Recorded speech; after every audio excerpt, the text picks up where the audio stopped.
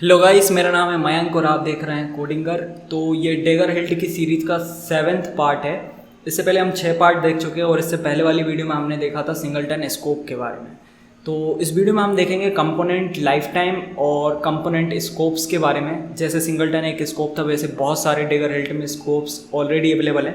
तो उनको हम कैसे यूज़ करते हैं और उनकी ज़रूरत क्या है वो हम इस वीडियो में देखेंगे, और साथ ही साथ हम देखेंगे कंपोनेंट लाइफ टाइम।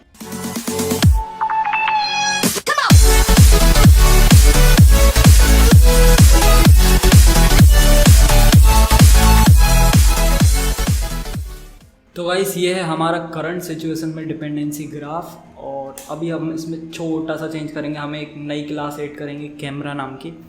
तो ये क्लास होगी सिंपल, कुछ भी नहीं होगा इसके अंदर, जस्ट एक क्लास, ठीक है। और बाकी का डिपेंडेंसी ग्राफ से आप वाकिफ़ होंगे यदि आप पहली वाली वीडियो देख रहे होंगे। इससे पहले वाली पूरी सीरीज़ को आपने देखा हो, यदि आपने नहीं देखी तो आई हाईली रिकमेंड कि पहले आप उनको देखें, उसके बाद इस वीडियो पर जम करें, क्योंकि डायरेक्ट ये वीडियो आपके सिर ऊपर से चला जाएगा फिर यदि आपने नहीं देखा होगा, ठीक है। तो हमारे पास में एक मोबाइल वाली क्लास है जो डिपेंडेंट है। 3 डिपेंडेंसी है इस मोबाइल वाली क्लास में, प्रोसेसर, कैमरा और बैटरी। तो बैटरी जो है वो एक क्लास है, कैमरा भी एक क्लास है।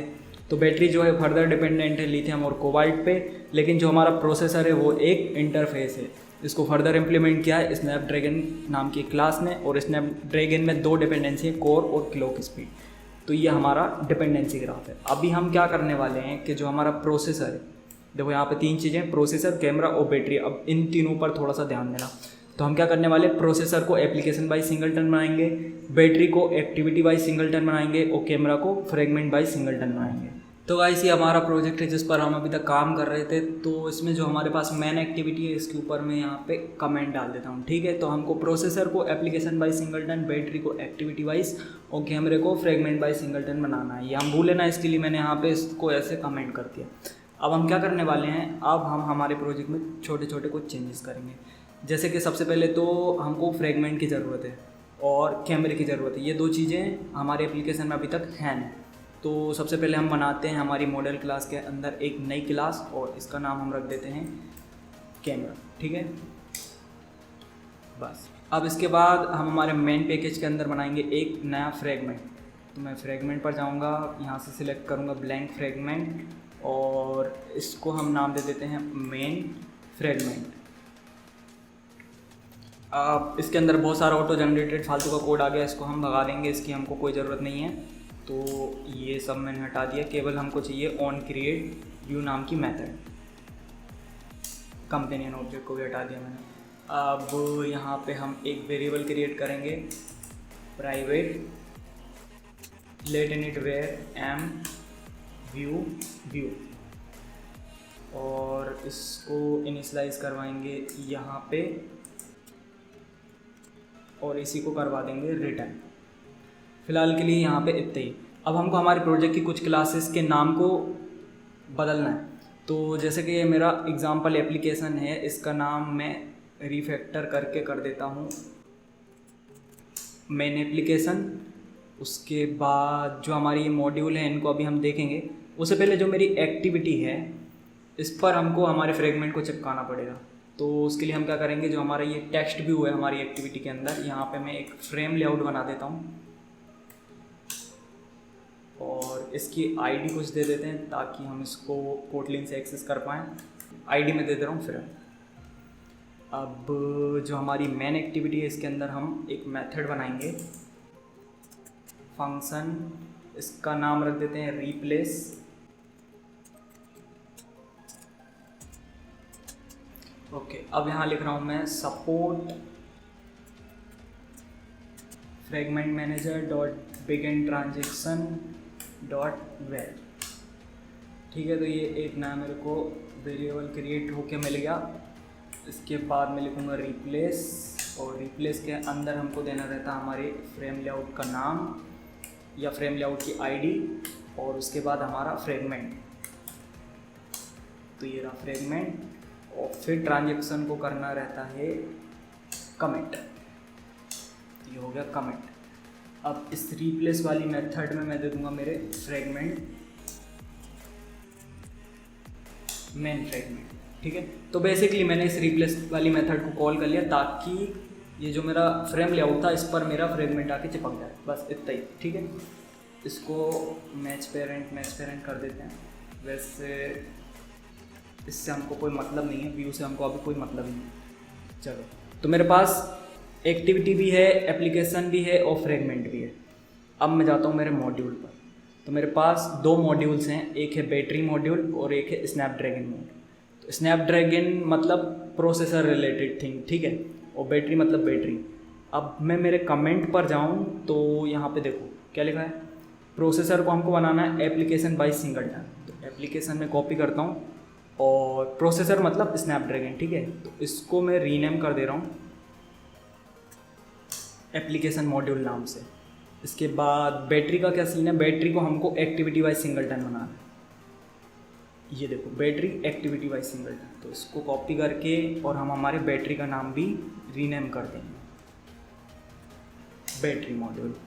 इसके बाद जो एप्लीकेशन मॉड्यूल है इसको मैं ऑब्जेक्ट बना सकता हूँ, फालतू में उसको क्लास बना के रखा था इतनी देर से। उसके बाद एक नया मॉड्यूल चाहिए हमको, फ्रैगमेंट मॉड्यूल। ओके, इसको भी हम बना देते हैं फिलहाल के लिए ऑब्जेक्ट। ओके, अब हम चलते हैं हमारे एप्लीकेशन मॉड्यूल पे। तो इसमें देखो पिछली वीडियो में हमने क्या किया था, पिछले कुछ वीडियोस से हमने यहाँ पे लिख के रखा था इंस्टॉलिंग सिंगलटन कंपोनेंट। तो उस टाइम मैंने बोला था कि आपको टाइम आने पर मैं समझाऊंगा कि सिंगलटन कंपोनेंट क्या है एकदम अच्छे से। तो टाइम आ चुका है, अब हम समझते हैं सिंगलटन कंपोनेंट क्या है। तो उसके लिए हम यहाँ पे लिखेंगे डैगर हिल्ट एंड्रॉइड। उसके बाद डॉक्यूमेंटेशन पे जाएंगे डैगर हिल्ट के। तो ये हमारा डैगर हिल्ट का ऑफिशियल डॉक्यूमेंटेशन, और इसमें से साइड में से यहाँ नीचे जाएंगे हम जनरेट कंपोनेंट फॉर एंड्रॉइड। तो देखो हमारे पास इतने सारे कंपोनेंट हैं, singleton component, activity retain component, view model component, activity component, fragment component, view component, view with fragment component, service component. तो इतने सारे कंपोनेंट हैं हमारे पास। सिंगलटन कंपोनेंट का मतलब क्या है कि ये through out the application work करता है।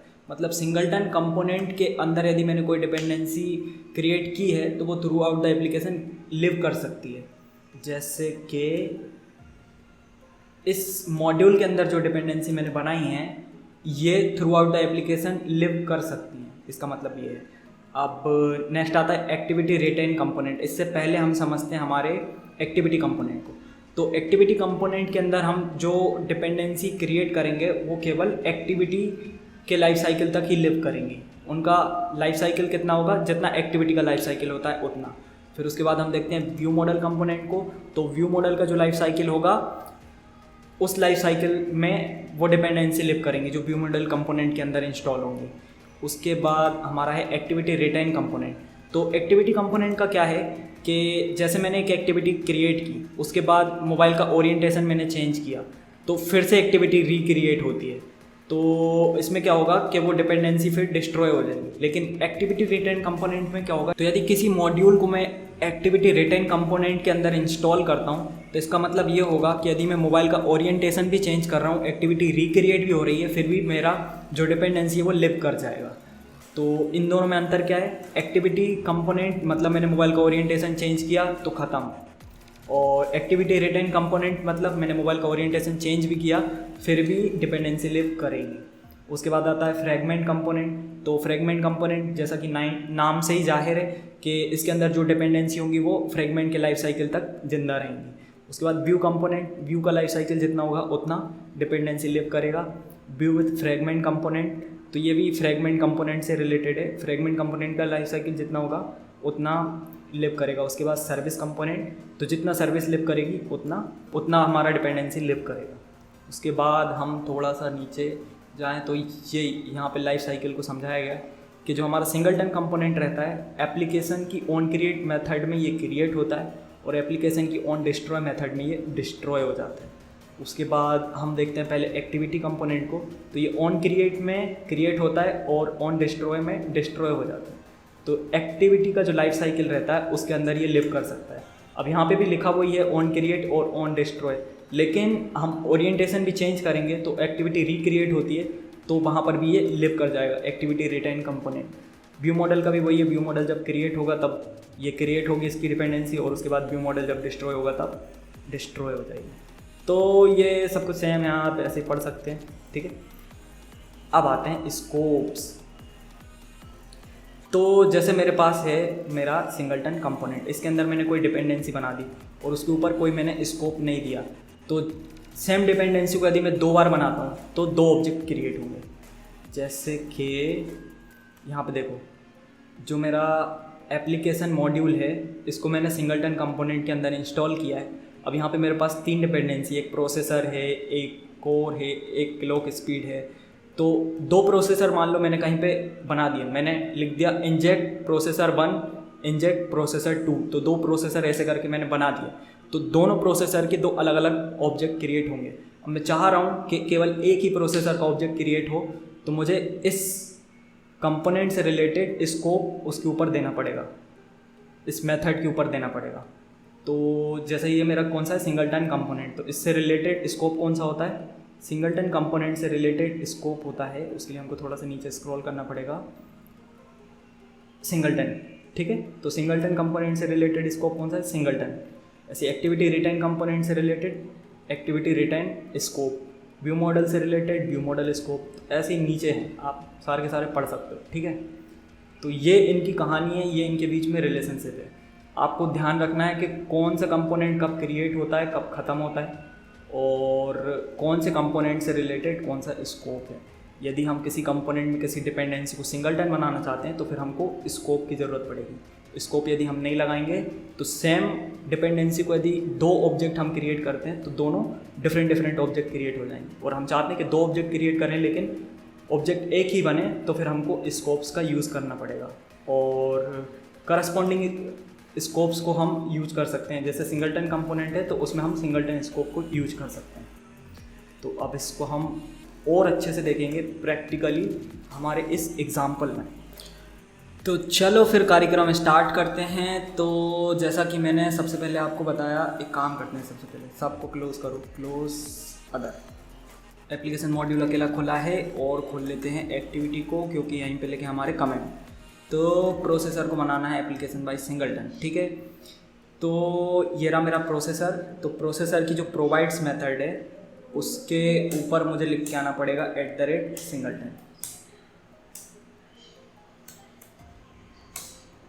तो ये मेरा प्रोसेसर सिंगलटन बन गया। एक चीज़ देख लेते हैं, जो हमारा स्नैपड्रैगन था इस पर पिछले वीडियो में मैंने @सिंगलटन लिख दिया था, इसको फिलहाल के लिए मैं हटा दे रहा हूँ, इस पर आएंगे हम अभी बाद में, ठीक है। तो फिलहाल मैंने प्रोसेसर को सिंगलटन बना दिया। दूसरा काम हमारा क्या था कि हमको बैटरी को बनाना है एक्टिविटी वाइज सिंगलटन। तो चलो बैटरी मॉड्यूल कहाँ है, मतलब हमारा एक्टिविटी मॉड्यूल ये रहा। तो इसको भी मैंने क्या करा है, सिंगलटन कंपोनेंट के अंदर इंस्टॉल करके रखा था पिछली वीडियो में। अब मैं क्या कर रहा हूँ, इसको कर रहा हूँ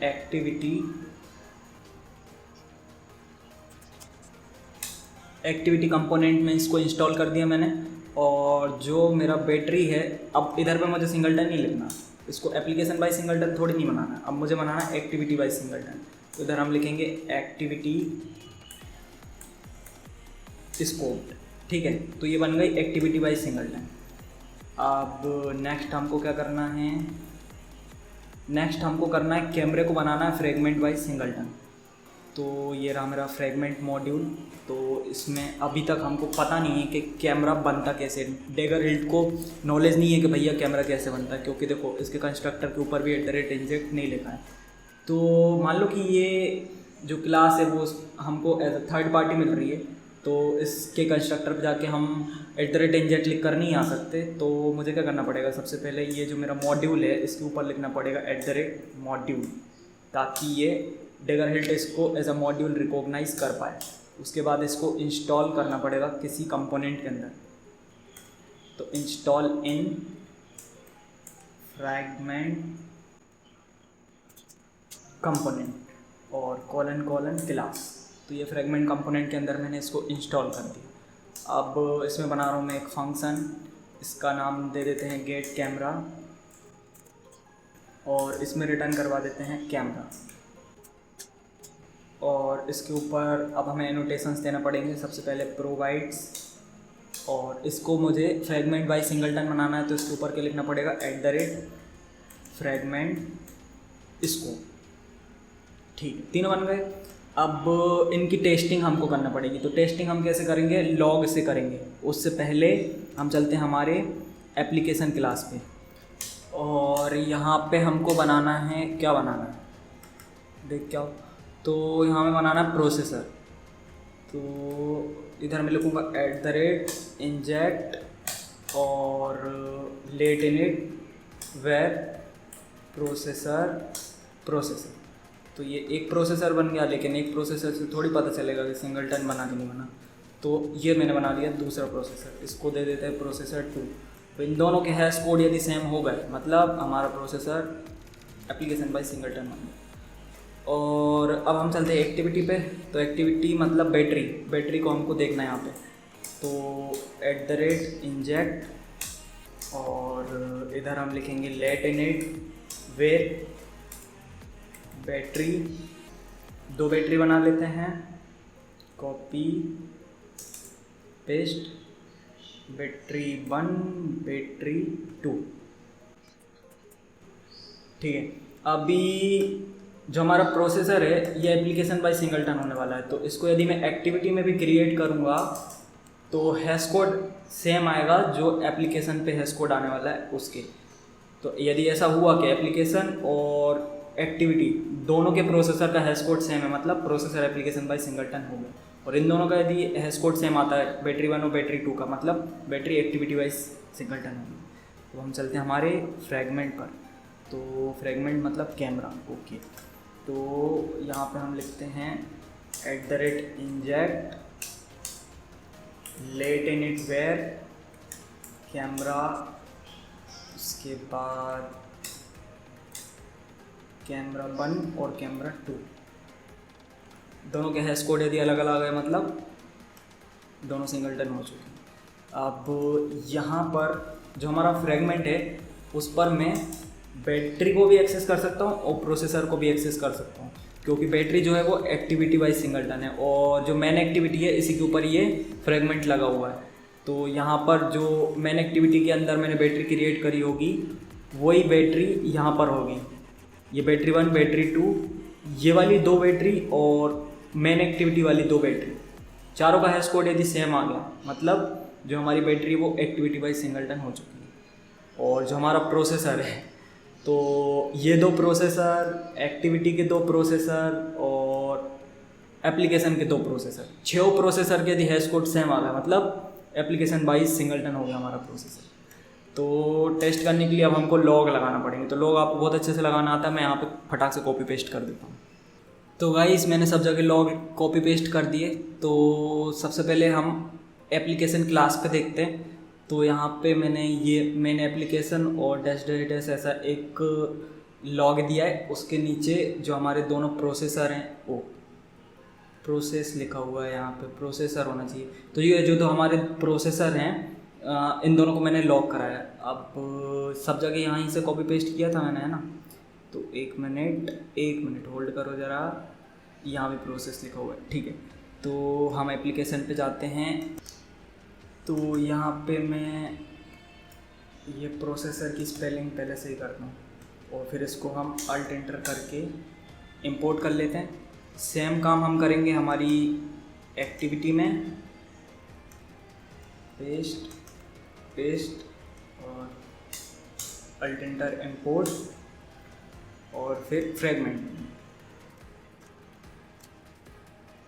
चलो ठीक है, तो वापस आते हैं हमारी मेन एप्लीकेशन पे। तो यहाँ पे मैंने जो मेरे 2 प्रोसेसर थे इनको लॉक कराया।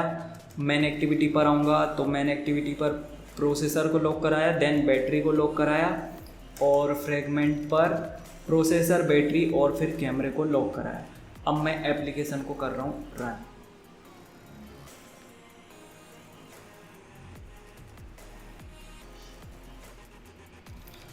तो गाइस हमारा एप्लीकेशन सक्सेसफुली रन हो चुका है और सारे के सारे लॉग भी आ गए। तो यहाँ पे देखो, सबसे पहले हमारा स्नैपड्रैगन जो प्रोसेसर है वो क्रिएट हुआ। पहला प्रोसेसर क्रिएट हुआ, फिर दूसरा प्रोसेसर क्रिएट हुआ और कहाँ पर, हमारी मेन एप्लीकेशन वाली जो क्लास है उसके अंदर क्रिएट हुआ, मतलब एप्लीकेशन क्लास के अंदर। दोनों का हैश कोड एग्जैक्ट सेम है, मतलब सिंगलटन हो गया ये।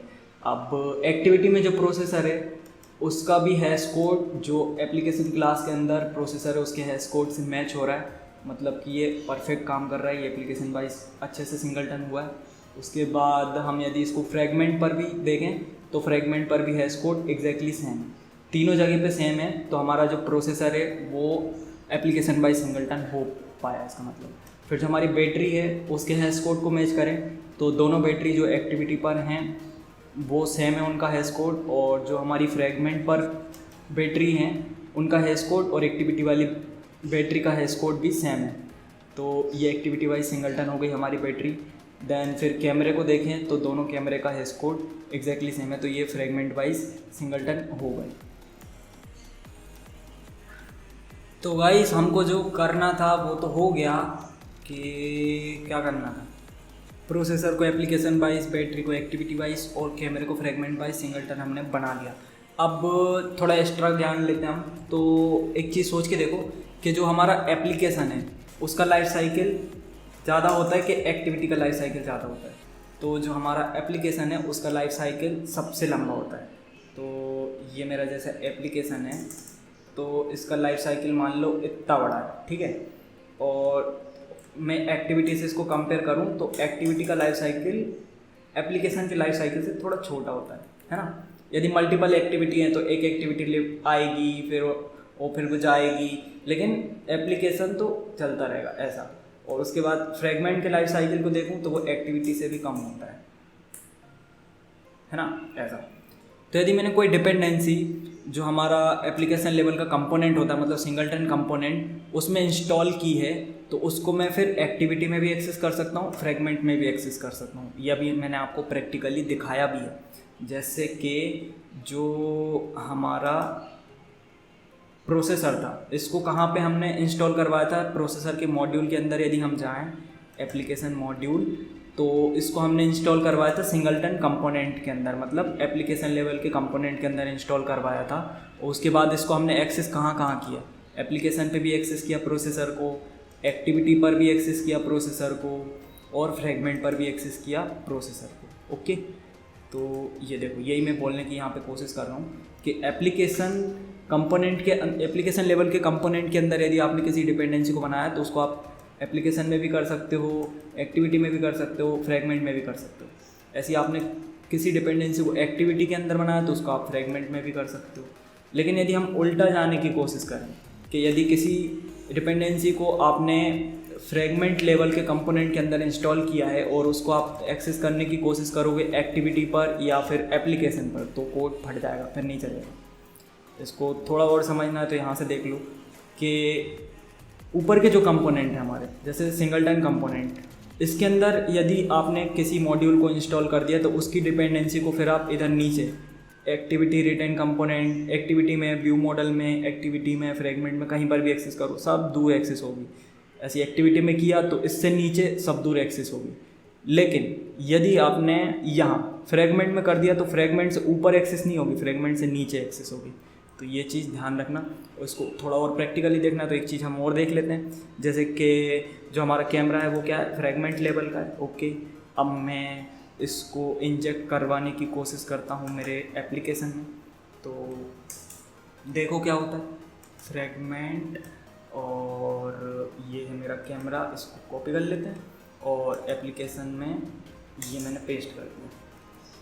अब मैं इसको बिल्ड कर रहा हूँ, देखो क्या होगा। देख लो कोड फट गया, मैंने बोला था कोड फट जाएगा। देखो क्या बोल रहा है ये, तो ये बोल रहा है camera can not be provide without an @inject और @provide एनोटेशन मेथड। तो बेसिकली जो हमारा कंपोनेंट है एप्लीकेशन मॉड्यूल सिंगलटन कंपोनेंट, तो यहाँ पर कैमरा कैसे बनता है इसको नहीं पता, ठीक है। सिंगलटन कंपोनेंट को नहीं पता कि कैमरा कैसे बनता है, और सिंगलटन कंपोनेंट ही रिस्पॉन्सिबल है हमारे इस मेन एप्लीकेशन के अंदर डिपेंडेंसी प्रोवाइड करने के लिए, और इसको नहीं पता कि कैमरा कैसे बनता है, इसलिए इसने मना कर दिया। इसको हम यहाँ से हटा देते हैं। अब नेक्स्ट चीज़ मैं आपको जो पॉइंट आउट करना चाहता हूँ वो ये है कि यदि मैं मेरे मॉड्यूल पर जाऊँ और मैं जाऊँ मेरे एप्लीकेशन मॉड्यूल पर, तो यहाँ मैंने सिंगलटन लिखा हुआ है, ठीक है। अब मैं मेरे स्नैपड्रैगन को जाकर देखूँ तो यहाँ पर कुछ भी नहीं लिखा हुआ है, और ये बेसिकली हो क्या रहा है, ये जो हमारा प्रोसेसर है ये क्या है, ये एक इंटरफेस है, ठीक है।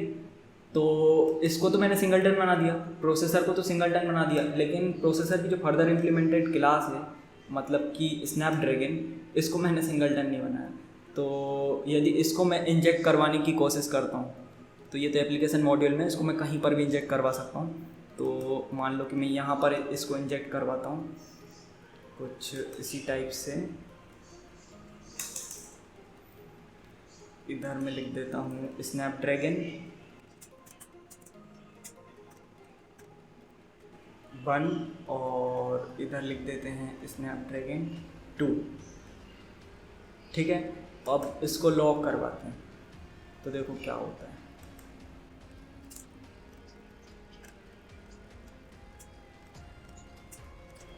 तो ठीक है, मैंने इसको लॉक करवा दिया। तो ध्यान रखना यहाँ पर @सिंगलटन नहीं लिखा हुआ है। सिंगलटन कहाँ लिखा था, सिंगलटन लिखा था प्रोसेसर के ऊपर।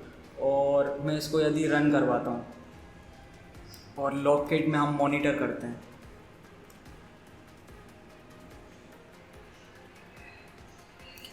तो ये देखो क्या हुआ है कि ये जो दो हैं ये प्रोसेसर की वजह से स्नैपड्रैगन के ऑब्जेक्ट बने।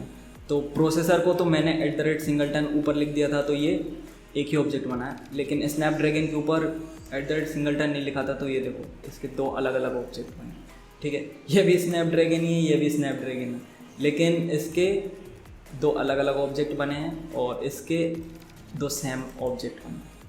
तो कहानी क्या हुई, कहानी ये हुई, फिर एप्लीकेशन मॉड्यूल पे चलें तो @सिंगलटन आपने जहाँ लिखा होगा ना केवल वो ही बनेगा आपका सिंगलटन, फिर भले ही सेम ऑब्जेक्ट क्यों ना हो। जैसे प्रोसेसर जो है वो क्या है, स्नैपड्रैगन का ही तो ऑब्जेक्ट है, लेकिन नहीं, ऐसा काम नहीं चलेगा, ठीक है। स्नैपड्रैगन को भी आपको सिंगलटन बनाना तो इधर आपको जाकर @सिंगलटन लिखना पड़ेगा एक्सप्लिसिटली। और यदि आप यहाँ से सिंगलटन हटा देते हो और यहाँ पर सिंगलटन लिख के आ जाते हो यहाँ पर और फिर आप फिर से रन करो तो अब क्या होगा, अब स्नैपड्रैगन पूरा सिंगलटन हो जाएगा। प्रोसेसर वाला स्नैपड्रैगन भी सिंगलटन और स्नैपड्रैगन वाला स्नैपड्रैगन भी सिंगलटन हो जाएगा। देख लेते हैं इसको एक बार, ये देख लो स्नैपड्रैगन सेम हैश कोड, चारों स्नैपड्रैगन का सेम हैश कोड, ऊपर के दो प्रोसेसर की वजह से और नीचे के दो स्नैपड्रैगन की वजह से। तो आई होप कि आपको अब सब कुछ समझ में आ गया होगा। जितने पॉसिबल वे थे मैंने सारे के सारे लेकर आपको समझाने की इस वीडियो में कोशिश की है कि स्कोप्स क्या होते हैं, कंपोनेंट क्या होते हैं, कंपोनेंट का लाइफ साइकिल क्या होता है। तो यदि ये वीडियो आपको पसंद आई है तो इस वीडियो को लाइक कीजिए। मिलते हैं अगले वीडियो में, तब तक के लिए बाय।